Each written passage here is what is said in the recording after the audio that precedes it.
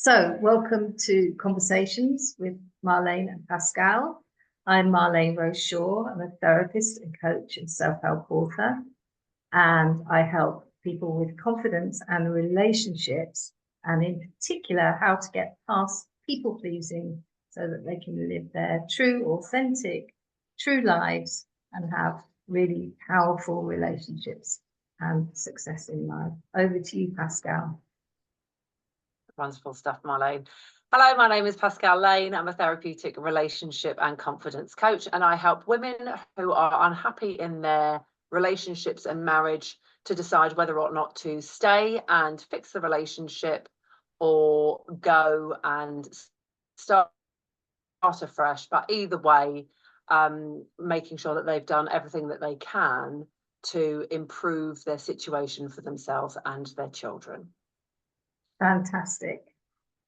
So today I'm going to be talking about another. You're going to be talking about in our series on people pleasing and the different ways that we people please. So far I've talked about rescuing, what that is and how to get past that, and we've also talked about fixing last time and what that is and how to get past that. Today we're looking at another thing we do when we people please, and that is conflict avoiding.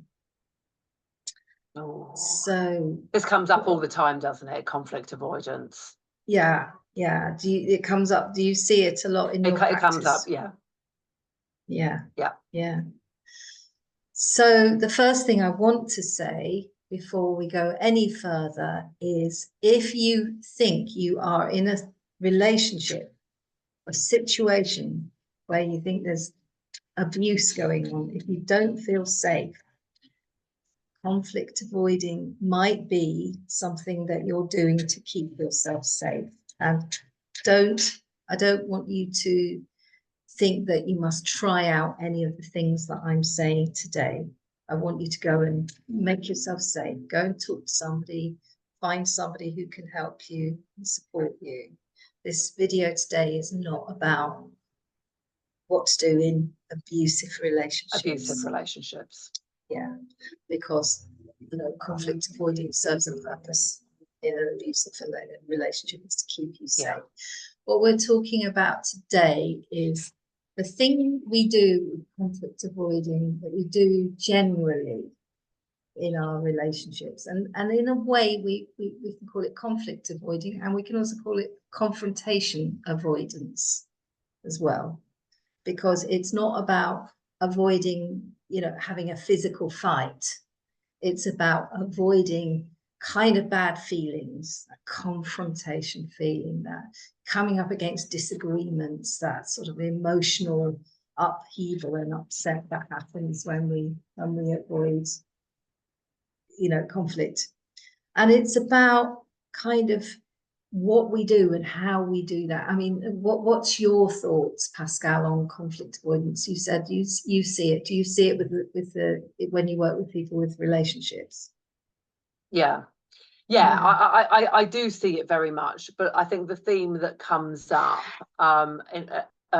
so often in my work is that, and because I work with women, so I don't work with couples in the same way that you do. Mm-hmm. But usually my clients, and I say usually, it's not always the case, but it's often the case, will have grown up with a critical parent, mm-hmm. or an emotionally absent or abusive parent, and so they learned at a very young age to keep quiet, mm-hmm. be still, in the metaphorical sense, mm-hmm. And just keep their head down and avoid those conflict situations.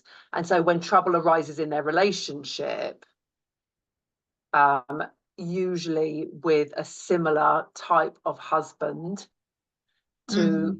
the abusive or emotionally avoidant parent, that role plays out very often, they will actually just keep quiet just to keep the peace. Mm-hmm. Just to keep the peace. So that is a regular pattern, just to keep the peace. Yeah, just to keep so the peace. That's a very regular pattern that I see. Yeah. I see it when I work with couples, but I also see it with people who just tell me about their relationships, you know, individually talking about their relationships, and particularly, you know, it can be in sort of romantic, you know, spouse type relationships, but it can also be with friends and in groups as well, and with family members. Work. And at work. Yeah. And at work. Yeah. And actually, what is it? How would you typically define it? What would be the things that people would look out for?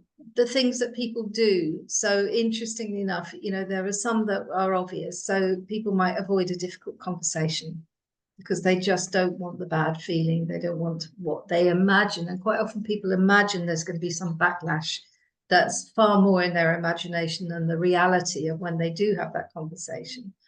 But what people tend to do is they'll keep conversations very much on the surface. They won't, because conflict avoidance it happens in two ways. It happens in the moment, gosh, there might be a conflict here, I better just be quiet and withdraw. But it also can be an ongoing behavioral pattern where people form relationships and they never go deep in conversations. They never get into anything too much. They're always on the surface in their conversations because they are constantly trying to avoid anything that might be kind of too sensitive. So they keep things. Also, it happens a lot when people agree. If somebody agrees all the time, maybe they don't agree. Maybe they don't agree at all, but they'll agree because they don't want to put their opinion forward in case the other person, in case it causes some sort of conflict. And also the other thing that you find is, we think of conflict avoiders as being very quiet, but sometimes conflict avoiders can be very, very talkative. And the reason being is that they never want to land on any one particular thing in case there's some issue. So they change the subject. They change the subject all the time, you know, and they don't, you know, a lot of the time, and we all do this sometimes, but they don't realize sometimes that they're doing that they're changing. And we all sort of change the subject sometimes when we're chatting with our friends, or, you know, we're having 3 or 4 different topics at the same time. But it's slightly different when people are conflict avoiding, because it's almost as if they get to a point where, oh, this might be sensitive, I'll just change the subject. I'll just move over here to this other topic. So conflict avoiding can be when people withdraw and they go very quiet, but it can also be where they're kind of moving around on the surface a lot and not landing on anything in particular. And of course, the other way that people do it is physically. So you'll quite often see that when there is a conflict, you know, there's an argument about something, there'll be the people who withdraw. They'll actually physically shut down, walk away, maybe not speak to somebody for a week because they don't know how to handle any sort of they don't want any difficult feeling. And what the result of all this is that, you know, things don't get resolved. So relationships do tend to stay very superficial, and things don't get resolved. And then, of course, what happens is resentment builds up because the person who is avoiding the conflict isn't happy about a certain situation, but they don't feel confident enough to talk about it or deal with it. So they just feel resentful, you know, and we all are human beings, and we're all capable of having that feeling of resentment. It just sort of builds up because there's almost a sense of not feeling able to be in control of a situation and feeling that the other person is in control of that situation. As you know, I'm writing about this at the moment in the new book, Courage to Be You, which is all about us being our true selves, and actually moving away from that fear-based stuff that we learn as children and actually being more happy adults.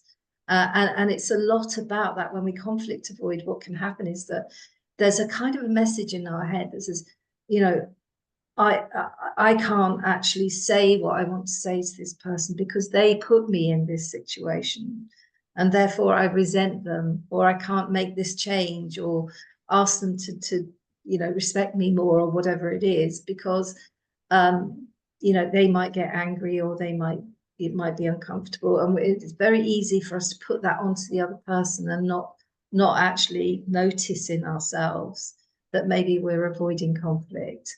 And it's when we can actually find courage to notice that in ourselves and say, well, actually, maybe there's something I can do about that now. Because then we don't feel so much of the victim of the other person. We just are able to say, well, I'm not a victim, but I am vulnerable. And that's okay. I'm allowed to be vulnerable. I'm allowed to not like conflict. I'm allowed to feel fearful, maybe because of past experiences. Maybe that's just in my nature. That's all okay. But now I'm going to learn ways to feel a bit braver. Yeah. Otherwise, we're always feeling that other people are in control of our lives, because we worry about what they might say, or how they might behave, or what might happen. Yeah. Yeah, so it's so interesting, isn't it? And it's all those kind of like not necessarily like all fear is there for good reason, but sometimes it's unwarranted. If fear of shame, fear of reprimand, fear of judgment, like why do you think? And you're right to point out, like, some of it is personality. Some people are just, less bolshy maybe than others, or less confident. But why do you think the majority of the time people kind of shy away from conflict? It's very often to do with, as you said, it's very often to do with childhood experiences. It can be that a child's been shut down, they've been criticised, they've had an angry parent who's been angry at them every time they've tried to speak up and just say how they feel about something. That's very often the case. It also can be that quite often what they've witnessed. So they might have grown up in an environment with the grown-ups around them, their parents, perhaps, who are arguing a lot of conflict going on. And that's quite frightening. So they don't want to be put themselves back into that energy space. They don't want to be experiencing that again. And then, of course, we keep reinforcing things, the things that we experience in childhood. There's a part of us that wants to figure that out. There's a deep part of us that wants to figure that out. So we tend to be drawn into relationships and situations that will mirror that, replicate that, because part of us wants to do that so we can make it better this time. So I'll have a relationship with an angry partner because it'll make it, I'll figure it out this time, and it won't be like it was. We're not consciously thinking that, but subconsciously, that's often what's going on. But often we can't, unless we have the tools, unless we have some therapy, some help, some support in some way, some psychological help. We can't figure it out. So what we do is we just repeat that horrible experience. And then, of course, that's another reason why we conflict avoid, because we might have grown up, then gone into relationships where there's been a lot of conflict. That was a horrible experience. So guess what? We need to conflict avoid all the more. So that's why it's really important to get some help from a therapist, somebody who really specializes in that, like myself, like you, somebody who helps with, particularly with relationships, because this is where we do our people pleasing thing. It's in our relationships. So those are the reasons that we will conflict avoid from actually having that experience ourselves, witnessing other people doing it, and then perhaps having reinforced it through the years unwittingly.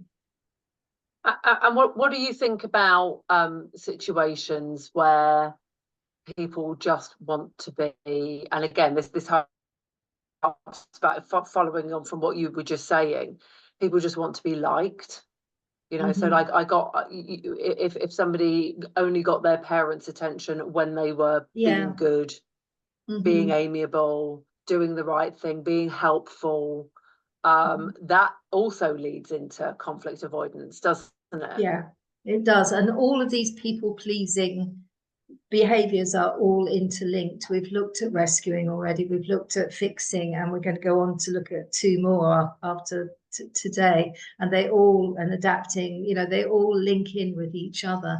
And yes, you're quite right, it's avoiding conflict, and it's what's the opposite of that. It's kind of getting that validation and getting that love. And yeah, that can be the case. What was the question, Pascale? Just how people can avoid conflict by or one of the reasons why they avoid conflict is because they just actually want to be, they want to be liked. Mm-hmm. Yeah. Well, of course, okay. I want to be liked. Want to be liked. You want to be. We all want to be liked. I'd rather be liked than not liked. But the fact is, we can't be liked by all the people all the time. It would be a very strange world if everybody went around liking everybody else all the time. We'd be robots. No, I know, you know, we would all be, but I mean, but we want that. We want to be liked. We do. I mean, I want that, definitely. I always find it really interesting, Marlene, because I think I am conflict avoidant. Like, I hate any kind of any kind of stressor, and like, I want to be liked. I don't want to get into arguments. I don't like being in difficult situations. And yet, when I say to people I don't like conflict, they're like, oh my God, are you joking? Like, you're so kind of like outspoken, and you're so like defensive of like other people and the other people's rights, and you stand up for what you believe in. I think, well, all of that is true as well. So I don't know where I am on the spectrum. Well, I suppose it just depends on different relationships as well, isn't it? It's easier to defend other people than to defend ourselves sometimes, isn't it? And actually, yeah, that's true. You know, we do all want to be liked, but as I say, it would be a very strange world if everybody just liked everybody, because we wouldn't be very interesting people. You know, we all have our own personalities and our own interests, and we have our values. We'd all level out. Yeah, we'd all level be on the out. Same baseline, wouldn't we?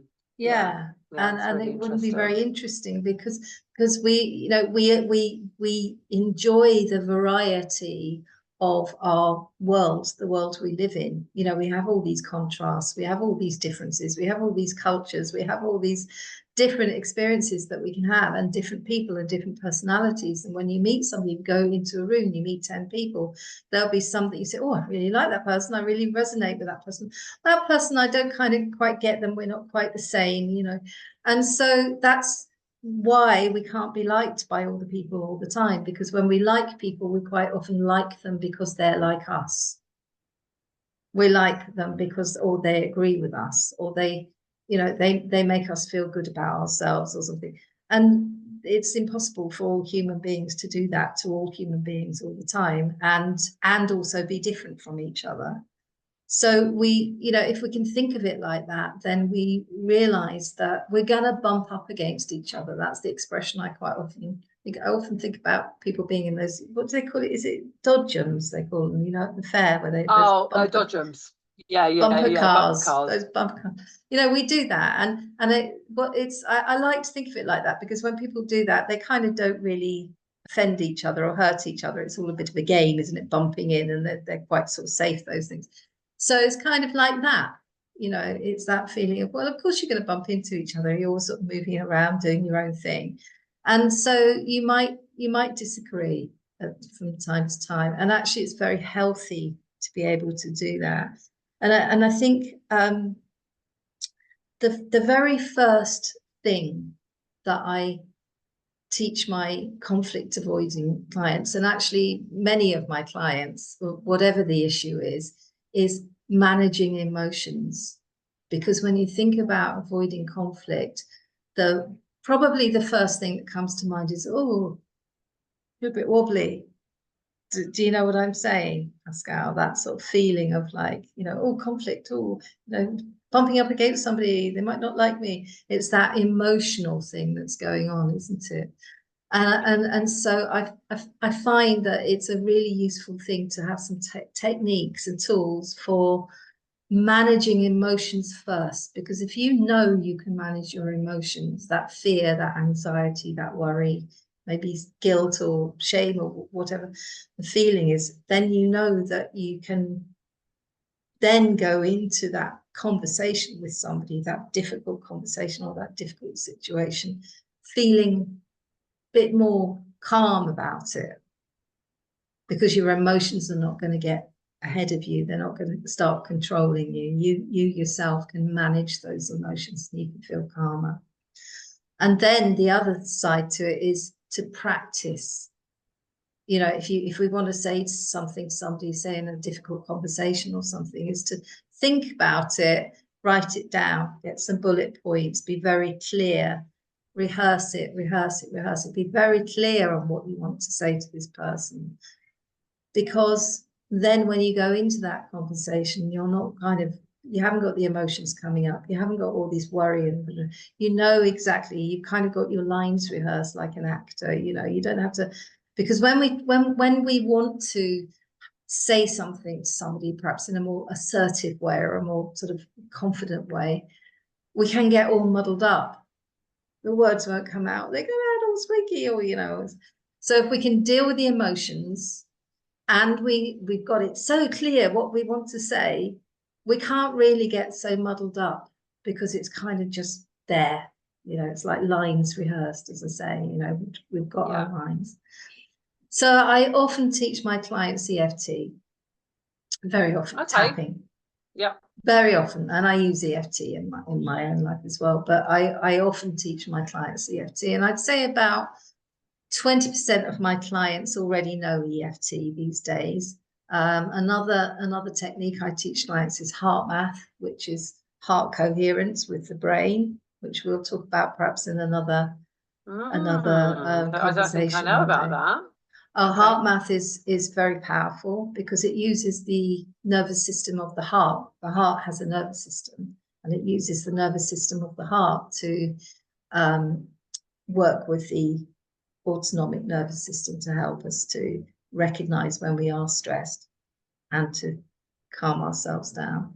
So techniques like that, I always teach my clients, if they're going to go into, or I often teach my clients anyway, but they're particularly useful if you're inclined to be a little bit conflict avoidant, you know something's coming up, some difficult conversation, just to manage those emotions first, and then to get very, very clear. And that is really the way to get past the habit of conflict avoiding as well, because the more we have these little upheavals and bump into each other and these little upsets, and the more we learn to manage them and see that they're just part of life and they actually deepen our relationships, then the more we do that, the more confident we become and the less conflict avoidant we become. Brilliant. Okay. Excellent. Wonderful. Okay, so if anybody wants to know more about their people-pleasing trait, how can they find out? Oh, the quiz. Absolutely. I have a fantastic quiz which will give you a score for the 5 different people-pleasing tendencies that we all do. So, and then it will take you to a webpage with your scores on there and some advice about those 5 different people-pleasing ways, things you can do. As for example, today I've been talking about how to work with conflict avoidance, and it will give you a free action plan that you can download as well, that you can fill in so that you can plan some goals for how you're going to do this and who you're going to do it with, and those small steps that I'm talking about. And one of my clients has done your quiz and really loved it. Really loved it, and really sings your praises. So that's great. Oh, that's good to hear. Yeah. Fantastic. Yeah. Brilliant. Yeah, absolutely. Brilliant. Amazing. Great stuff. All right. It's We great didn't miss stuff. anything out, did we? Oh, it's all great stuff. We all do this. We all do this people-pleasing thing because that's what we learn. And it's partly for safety as children, and partly it's not so helpful. And when we grow up, we've got an opportunity just to tweak it a bit so that we can function a bit better in our grown-up years. Yeah, I mean, I suppose like just you know, you saying you kind of like really emphasizing, Marlene, that we all do it. Like Yeah. sometimes it can feel like it's quite a negative thing, like, oh God, you're such a people pleaser. Like it feels like it's a bit derogatory, but you're absolutely right. We all do. I mean, all of the topics that you've done so far, I know we've done 3 now, of the people pleasing topics. We've got a couple more to come. I resonate with all of them. Yeah, You know, yeah, we and all I do. think we need to kind of like almost like destigmatize it a little bit. Yeah, and that's what I'm doing in the book, in the new book. Yeah, totally. Yeah, it's Right. all part of the big plan. I say it's all part of the big plan of us learning to evolve. It's all part of evolving. You know, we start off one way and we move into something different, and that's all cool. That's fine. Excellent. Wonderful stuff. All right. Well, I look forward to the next installment. We'll put a link to the quiz in below the video in the comments. Fabulous. Okay. Okay. Great. Wonderful, Marlene. Take care. Thank you. Thank you, Pascale.